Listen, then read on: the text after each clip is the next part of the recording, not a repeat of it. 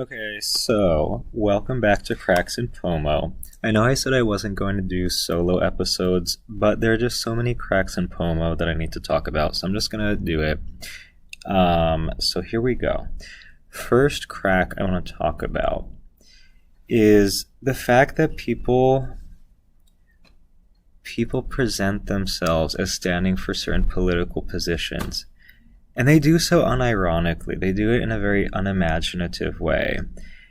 And I think what people don't realize is that having a political position is a form of performance art. Like, you're performing this identity, but people act as if it actually matters. Like, I see people who post things on the internet, these infographics or these news articles, as if like it actually is making a difference and spreading awareness, when really, like, you're performing this identity that you're choosing to take on.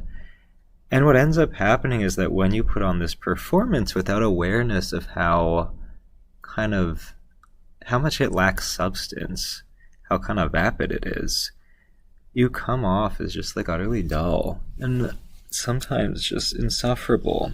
I'm thinking in particular, I was speaking to a professor who I was considering having on here as a guest about music. And it was very clear that her allegiance lies with this kind of mainstream social justice discourse, the woke kind of thing, to the point that like it totally obscured her understanding of music as an art form. Like, she just kept posturing with this. It was like this very moralistic like obsession with certain social issues and certain like, she couldn't even grasp the sense that, like, the music had some kind of aesthetic or even ontological value. Like, it's purely reduced to political and moralistic kind of categories. And it made it impossible to have a conversation. And it just made it feel like, if that's the only way we can talk about art, like, through the lens of politics and morality, like, then why engage with art? Why listen to music at all?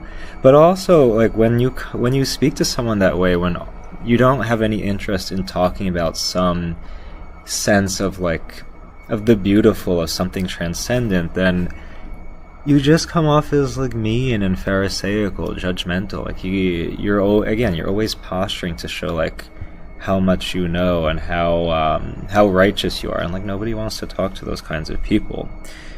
So, but I see it on the other side. Like, I see it with, with neocons, with conventional Republicans who take on this kind of identity as a reaction to, leftists who are getting out of hand, like woke people who are being obnoxious. But the problem is, like, they react without even being ironic or creative with it at all. Like, it's just pure reaction with no imagination. So, like, I'm thinking of people like, take Christian Walker, who now has this podcast where he's like, just, again, in a very boring, unironic, unperformative way, is making fun of woke culture. And there's nothing interesting, there's nothing creative about it. And he's losing sight of the fact that what would make his platform, his podcast, his like Instagram account interesting is if he like played up the whole performance element. But he actually thinks that his opinion matters, like so many people do. And I see, like, I don't know, like, I see everyday people who are posting this neocon kind of stuff, and I'm just like, this is so boring. Like, if you're going to not be conventional, then be creative about it, put on a show, entertain us. But that's the thing, though, like, people really think that what they put out there, whether on the internet or in conversations, that it actually matters. Like, this is the lie of, I guess we can say liberalism. That's a little too general, but this idea that as individuals, like, our opinions matter, that our opinions hold weight, when really we don't define reality. We didn't make reality. So if you're going to have an opinion, if you're going to post something on the internet, make it ironic, put on a show, make it entertaining. And I don't know, just seeing all this stuff, it's making me think about figures from the past who understood the value of irony, of performance art, but also of like the general sense of paradox, the paradox of being human. I'm thinking of people like Wilde, like Chesterton, like Warhol, who understood that to be human, like, we don't create the truth. We don't create anything. Like, we just participate in being, in existing.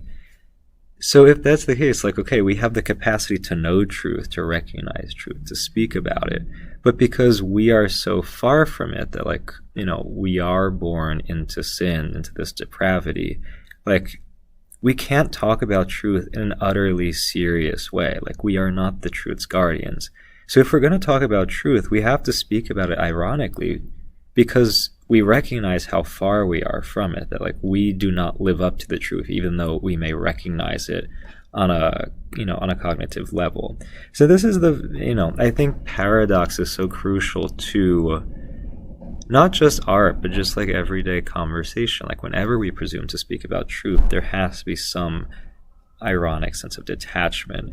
And I think that's the genius of people like anyway, the point is, I don't know why people take themselves so seriously. But yeah, speaking of Warhol, I've been reading his, I guess he calls it The Philosophy of Andy Warhol, A to B and Back Again. I think that's the title. But it's really fascinating because he just observes everything and really recounts the most mundane details of what he does. Like, he recounts these phone conversations where he's just explaining, like, every single thing he's doing to whoever it is on the other line, whether it's like the way that he vacuums his floor and why, you know, if he uses one particular brand of vacuum, it doesn't pick up the hairs on the floor the same way if he sweeps. And then when he is eating English muffins, like, he has to have a certain kind of jam, but if it's the wrong kind, then it's not going to complement. I don't know. But he just observes the most mundane, minute details. And it's fascinating because it's like nobody talks about these things. Nobody writes about these things. And the fact that he even observes them and, like, takes the time to think about them, analyze them, it's as if he perceives something very sacred, like something very profound and stuff that we all just take for granted as mundane and kind of whatever, meaningless. On top of that, he sees everything as a form of performance art. Like, he's always analyzing just the way people walk, the facial expressions they have in interactions. And it's fascinating that, I don't know, the way that he picks up on very small things, like, it gives you this sense that he really sees something of great value in these basic things, and that, like, everything is art, everything is a performance in a way. So, I don't know, that's been really interesting. Another crack. Another thing, so I mentioned this in the manifesto, the second episode, which is also available in writing on Substack.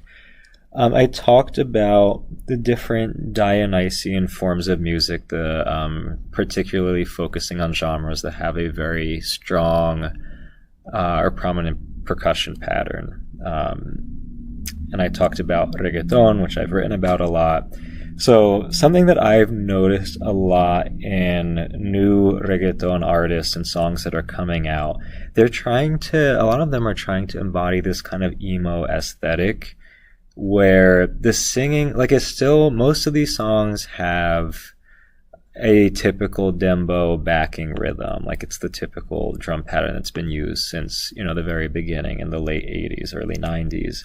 But the singing style is very melodic, a lot of melisma, it's a lot of whining sometimes. It sounds like they're trying to emulate, like, The Weeknd or some of these, you know, alt R&B singers.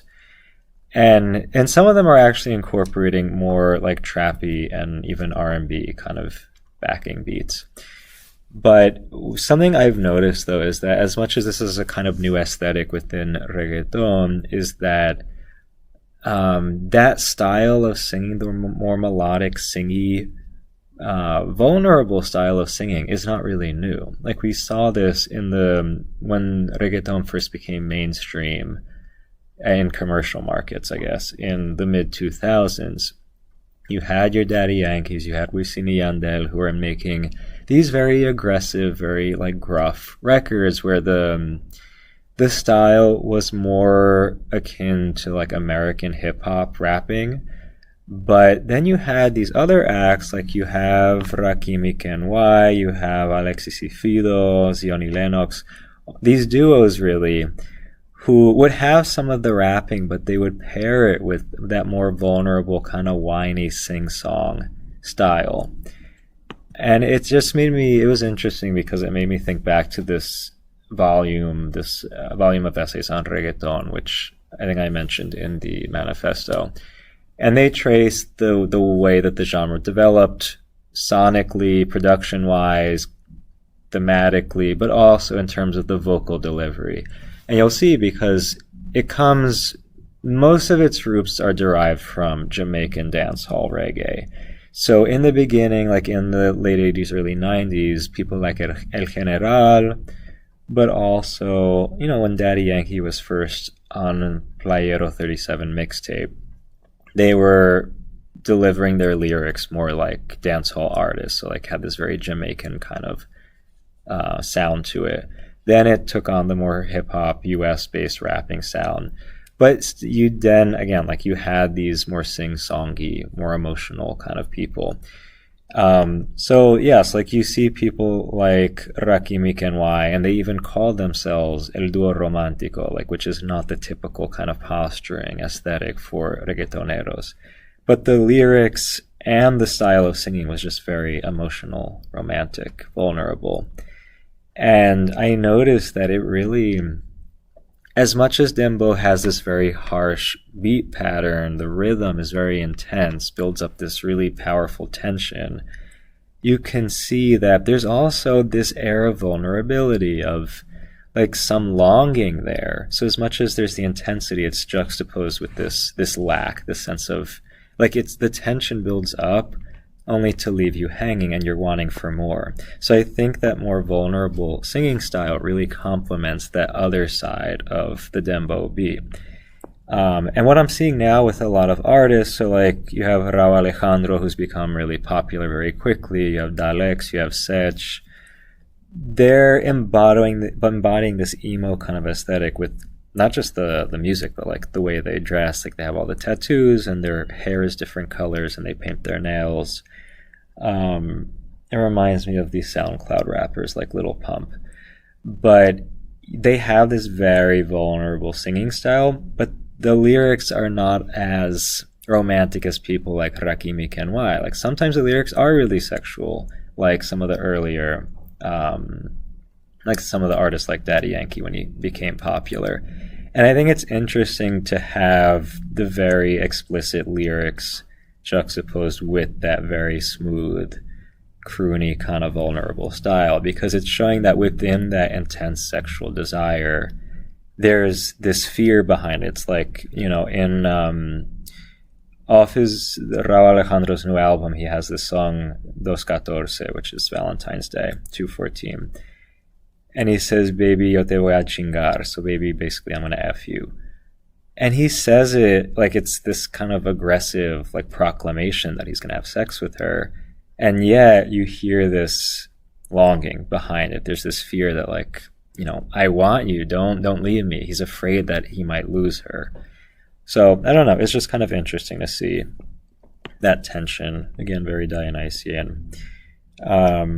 Speaking of Rauw Alejandro, for some reason I've just become very obsessed with him, following all these pictures of him and Rosalia, who are now dating apparently. I don't know if the label arranged that. But I don't know. I just find myself irrationally obsessed. And I've gotten, like, when I was younger, I was super into just like worshiping celebrities. And now I'm a little bit more mature, but every once in a while I get this kind of fixation on certain celebrities. And it's made me think about the phenomenon of the cult of celebrity in general. Like, I feel like after I kind of started to see that a lot of it was vapid and I shifted my metaphysical allegiances, you can say, I found that impulse to worship, to become obsessed with a particular figure, that kind of transferred over to the saints within the religious context. In the sense that, like, I fixate obsessively on details about their life and getting the equivalent of merch in the religious sense, like getting icons and statues and prayer cards. And it's just interesting to see that this impulse, which can be channeled towards something very sacred, very, very holy, I think people have that impulse today, but because, we're living in a disenchanted secular age, it's channeled towards celebrities. So these people ultimately become idols, but it's the equivalent of saints within the Christian, or in some sense the Islamic context. But again, the Dionysian, this sense of this ecstatic devotion towards something beyond the self, towards some ideal that transcends the basic everyday human. So I don't know. I know it's stupid that I keep posting these pictures of Rao and Rosalia, but there's just something very transfixing about the two of them. I don't know. So other cracks. I saw J. Cole and 21 Savage in concert, and I have deep respect for Cole. I always have had deep respect for him, because he has just such a deep awareness of what it means to be human, and really has a strong commitment to like maintaining his integrity as an artist, making music that actually says something and has a deep, not just lyrical content, but like production-wise is really strong quality. And you can see when he was performing that he kept saying, like, I know everyone wants to hear the hits, I know everyone wants to hear the singles, but as an artist, I won't feel good about myself if I don't perform some of the deeper cuts that really mean something to me. So he would like switch back and forth between lesser known songs, and then we would quickly go through the catalog of the singles. But you can just see that there's like a really deep commitment to the music for its own sake, to his own humanity. I don't know how long the label will allow him to keep going like that. It seems like most who do either get kicked off or are forced into something more empty and conventional. I don't know. We'll pray for him. But other than him, so it was 21 Savage who opened, and I don't know that much of his music, but it's mostly trap and maybe a little bit of drill. And it just made me think, like I think about this a lot, how captivating the trap beat is. Like that percussion is not the same as the dembow or the funk carioca or the others that I mentioned in the manifesto. But there is something I think that's very cathartic about the trap beat that, like, again, it's the sense of tension being built up, the sense of something being released. I don't know. There's something just really interesting about trap. And I was watching, I think it's called Soundfield. PBS made this YouTube channel where they talk about different forms of music, and it's really fascinating, like very well done, very like nice graphics and whatnot, but they really explain in a fascinating way a lot behind both pop music and more like classical styles. And one of the guys who hosts it, I think his name is L.A. Buckner, I wrote down something he said about trap, which I found really interesting. So he said, the hi-hats in trap music, which are its hallmark sound, go at these alarmingly fast rates of 30-second note triplets or 30-second note triplets or 16th note triplets. Trying to play that at a live gig would be a nightmare. That's part of the reason why trap is so intoxicating. That's why it's so appealing, because it's almost like you're hearing the impossible. I think that's a beautiful way to put it. But I don't know. Just hearing 21 Savage live in concert reminded me that, like, yeah, there's something that really captivates people about trap. And I think that's why it's so pervasive in popular music. Like, you see all these kind of like dance poppy artists, like you see Ariana Grande incorporating it, these country artists, So, interesting. Other than that, what other cracks do we have? Gratuitous sex in advertisements, TV. I mean, yes, it's this trope that, like sex sells and that, sex is ubiquitous. But what's kind of shocking to me now is that I'm seeing either like sexual images or actual depictions of sex itself that are purely out of context. Like, it's purely for the sake of showing sex and appealing to the kind of base instinct. So, for example, like, unfortunately, I have to admit that I watch Elite on Netflix, which is it's just like your kind of typical Netflix series that is trying to appeal to the youth, and again, like this very instinctive kind of content. And like the sex scenes there are like so out of context, like have nothing to do with the plot, and are really raunchy. And it's like you're clearly putting this here for the sake of arousal. Like you're not trying to say something about the characters or the plot. Um, I don't know. Like I'm seeing more and more of that. Like I'm seeing that even in Tyler Perry movies, who aside for the outrages that he provokes in terms of perpetuating certain stereotypes, like you know, apparently this very devout Christian, upstanding movie producer, director, actor, like his movies now are just showing these really like not even creative or imaginative sex scenes. They're just very raunchy for the sake of being raunchy. There's nothing artistic about it. Like it's not, you're not saying anything. It's just like, let's put sex because it's going to excite people, you know? And even like I'm seeing this in advertisements. Like, sure, they've always used sex sells in advertisements, but I'm seeing when I go on ASOS to buy like button down shirts, all of these models, like their shirts are wide open and they're sitting in these very suggestive positions, and it's like, what does sex have to do with the t-shirt? Like, okay, maybe with underwear or something else, but it's just, I'm very curious to understand like what is the logic behind this kind of marketing. I mean, again, I know it sells, but it's just going beyond a certain level. It's very extra, for lack of a better term. So that, another crack, this was a while ago, but I thought to mention it now. Propaganda and art. Another thing that's always been there, like people have always used art to push certain moral or political messages, but I'm finding that it's becoming more and more common for these forms of art to become like totally devoid of artistic content, to the point that it's just pure propaganda. You're purely trying to push some idea, some kind of trope without a real storyline. And the one example I'm thinking of is Love, Victor, which is the Hulu spin-off of Love, Simon. And like, it's, the acting's horrible, the casting's horrible. It's just they're repeating these very like wokey kind of liberal tropes about like coming out as LGBTQIA, etc.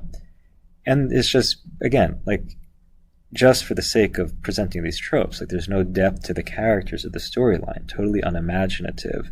They just keep regurgitating these things that you see all over like news headlines and the internet. And I'm like, it's like they're using an algorithm to come up with the script. And people are supposed to eat it up and be like, oh my god, like this is so profound that you have a Latinx LGBTQIA male in a teen show. And it's like, okay, I mean, that's nice and all, but could you actually make a good show that has interesting characters and real depth? But apparently people are too immune to actually recognize that it's crap. The only character who redeems the show, I think he's like the 6th episode in the season. His name is Rahim, and he's like this Muslim kid, and it's, I don't know, like he tries to relate to Victor because Victor's parents are Latino and Catholic and are supposed to be homophobic, and then Rahim's parents are Muslim, so oh my god, it's supposed to be even worse. But he's the only character who is actually interesting because he, like, his sense of like being the queer teen is not just like, he's not like Victor, who is the embodiment of, again, all these kind of liberal tropes about being queer. He actually embodies queerness in an ontological sense, meaning like he's very campy, he's very performative, likes to goof around, has this flair for extravagance, for decadence. So at least like there's one character who has some real value and has something to say about, the kind of character that he's trying to be, whereas Victor has no depth. Like there's nothing queer about him. He's totally neolib, and it's just boring, So I don't know. I just see more and more of that, and people keep applauding like, oh, it's the first this that and the other, intersectionality, whatever. But like, if you're gonna do it, then do a good job. Make it interesting, please. Disappointing. I don't know. So other than that, what else do we have? Other music, other art related stuff.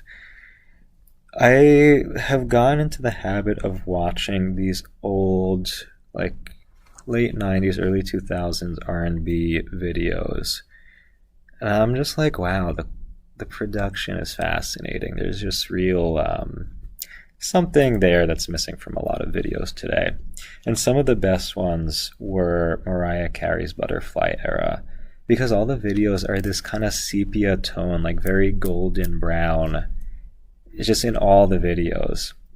And you can see that, I mean, at that point, she was getting creative control over her work after Tommy Mottola kind of trapped her in.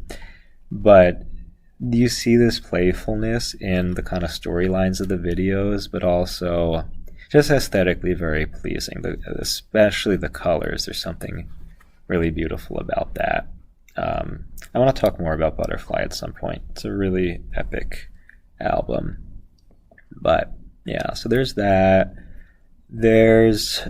I want to write something, or maybe do a full episode on Years and Years. They're a British band that was popular maybe 4 years ago, making like dance pop stuff. A really interesting embodiment of this like sacramental, very Catholic aesthetic ethos with this, very irreverent, blasphemous, sexual kind of content. So their album that was very popular was called Communion. So already you have that. But then the songs were like Desire, Worship, King, just all this religious, again, a very sacramental religious imagery juxtaposed with like really, again, like this kind of profane, irreverent content about like sex and bodies. And it's interesting because the main singer, Alexander, like very into queer theory and all this stuff, has a sense of the transcendent dimension of the body, of sexual desire. And that on one hand, it could lead towards this very sacred trajectory, but could also be diabolical, it could also be demonic. So, I don't know, it's just refreshing to see these people who are supposedly advocates of, queerness and all that, but who actually recognize, like, it's this tension between something sacred and something profane, something diabolical even. It's not just this neutral kind of self-expression, neoliberal, secular bourgeois narrative. I don't know, there's a lot to analyze there. Maybe I'll do an episode at some point. So there's that. Last crack I'll mention. Yeah, so I was reading this author, I'm going to say her name wrong, Obianuju Ekeocha. She's Nigerian, and she's been writing a lot about ideological colonization or neo-colonialism. I think the Pope used the term once, and now like a bunch of people are catching on to it. But I was showing this video to some younger friends who are like very concerned with social justice and use this very post-structuralist discourse to approach it.